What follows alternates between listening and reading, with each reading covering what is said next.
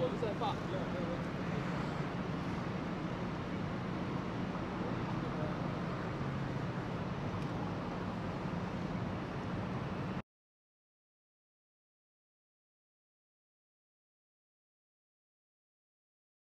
好，全部的713人都已经验过，那有4例是阳性，有4例是阳性。那当然就是我们原来的计划跟大家也宣布过的既然有验出阳性那就全检还要再留置。那明天就是跟今天的采检时间过24小时以后，我们还要再采验一次。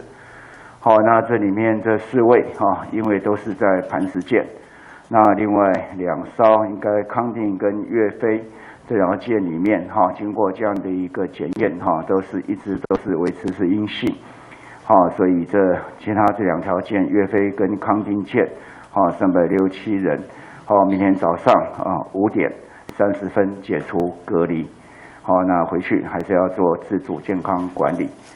那这个磐石舰的就全员就留在我们的集中检疫所。那明天我们再采验一次。那当然阳性的都已经送到医院去了那剩下我们明天就看一个结果看看。